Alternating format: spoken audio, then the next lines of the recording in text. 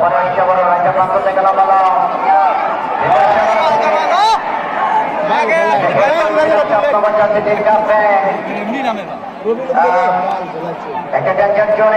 অবশ্য ঢুকে পড়েছিলেন 7 নম্বর জার্সি দলের পক্ষে ক্যাপ্টেন স্বাগতিক দলের পক্ষে সেখানে ছিলেন রফিকুল ইসলাম।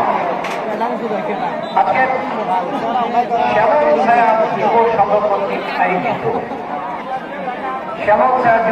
কর্তৃক আয়োজিত একটা বিশাল জমকালো ফুটবল টুর্নামেন্ট আয়োজন করা হচ্ছে। এই স্থান হল আপনাদের জ্ঞাতার্থে জানিয়ে দিয়েছি। আসলে খেলার মাঠে যদি আওয়াজ না ওঠে, খেলার মাঠে তো দর্শকের যদি কণ্ঠের আওয়াজ যদি না আসে, পক্ষে বিপক্ষে খেলা যাবে না।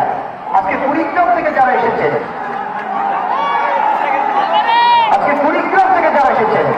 তারা কিন্তু আমাদের মেহমান। কুড়িগ্রামের পক্ষে কি একটা দর্শক মাঠে নেই?